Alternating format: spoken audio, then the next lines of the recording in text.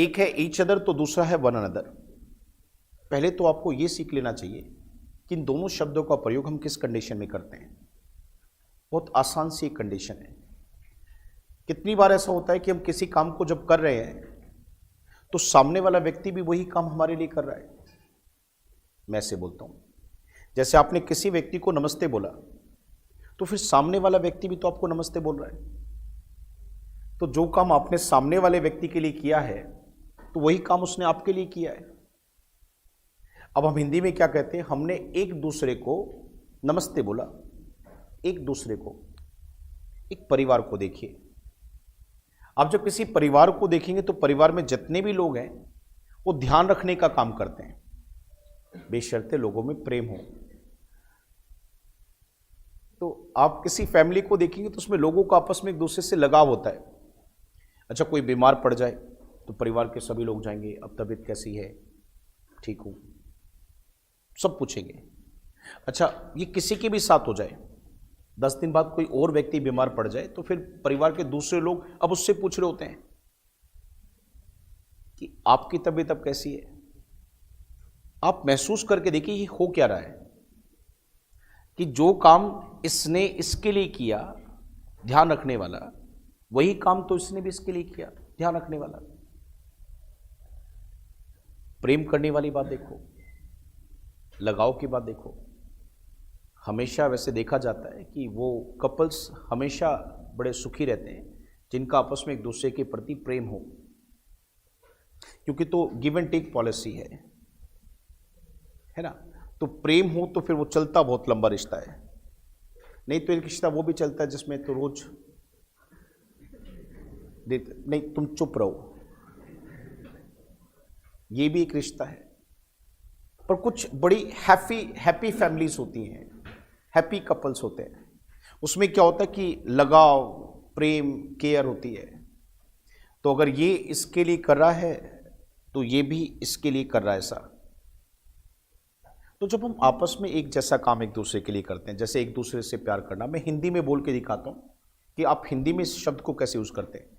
एक दूसरे से प्यार करना, एक दूसरे का ध्यान रखना। हम सब एक दूसरे का ध्यान रखते हैं।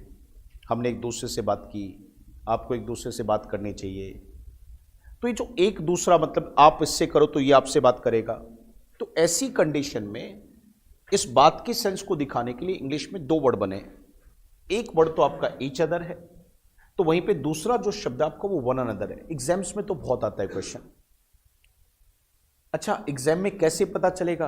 एग्जाम छोड़ो, आपको प्रैक्टिकल लाइफ में कैसे पता चलेगा कि मुझे वन अनदर लगाना है या फिर मुझे ईच अदर लगाना है? बड़ा आसान है। आप बस ये देखिए कि जो व्यक्ति आपस में एक दूसरे के लिए काम करें उनकी संख्या कितनी है। अगर कोई 2 लोग हैं, अगर वहां पे कोई 2 लोग हैं और वो आपस में एक दूसरे की केयर कर रहे हैं तो ईच अदर आएगा। अगर 2 से ज्यादा लोग हैं, मोर देन 2 हैं, और वो आपस में एक दूसरे की केयर कर रहे हैं, मोर देन 2 हैं, तो एक दूसरे की केयर कर रहे हैं, तो ऐसी कंडीशन में फिर वन अनदर का प्रयोग होगा। इसके एक एग्जाम्पल से देखिए। अगर सेंटेंस में मैं बोलता हूं आपको सब लोगों के सामने कि माई वाइफ एंड आई, और ध्यान रखना प्रेम करने के लिए तो इंग्लिश में लव आ गया, और यहां पर आपके पास अब 2 ऑप्शन आ जाए। यहां पर एक तो ये क्वेश्चन आ गया, एक वहीं पर देखिए दूसरा क्वेश्चन देखिए क्या आता है। We all in the family, we all in the family, फिर दोबारा से वही बात आती है लव, और इस बार भी आपके पास ऑप्शन वही आ जाए। अगर आप सच में समझने की मतलब कंडीशन में आ गए हैं तो एक बात तो आप सब लोगों को दिखाई दे रही होगी, वो ये दिख रहा होगा कि यहां पर 2 व्यक्ति हैं, एक वो है, एक उसकी पत्नी है, और प्रेम की बात कह रहे हैं, लगाव रखने की बात रख रहे हैं। तो जितना ये इनसे करते हैं प्रेम, उतना प्रेम पत्नी भी करती है। दूसरे सेंटेंस में आपको साफ साफ दिखाई दे रहा है कि एक परिवार है, उस परिवार के जितने भी लोग हैं उसमें हम सब शामिल हैं। तो उस परिवार के लोग क्या करें कि हम एक दूसरे से प्रेम करते हैं। तो अब तो क्लियर है कि एक दूसरे के लिए सेम काम चल रहा है।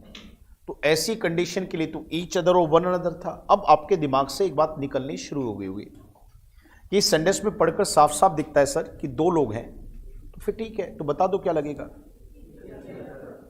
मतलब मैं सुन नहीं पाया, तो मुझे लगा कि आपको समझ में मेरी बात नहीं आई। यहां पढ़कर पता चला कि 2 से, तो यहां पर क्या आएगा, तो लास्ट में एक रिकैप दे दो। जब सब लोग आपस में एक दूसरे के लिए काम करते तो वर्ड कितने आएंगे, पहला वर्ड, दूसरा, फेस्टिवल्स आते हैं तो हम आपस में एक दूसरे को विश करते हैं, तो ईच अदर और वन अनदर। अगर 2 लोग हैं तो 2 से ज्यादा हैं तो क्या ये उम्मीद की जाए आपको क्लियर है। इस तरीके से अगर हम कंसेप्ट्स के बारे में सोचते हैं तो हमारे कंसेप्ट सच में ही बहुत अच्छे हो जाते हैं।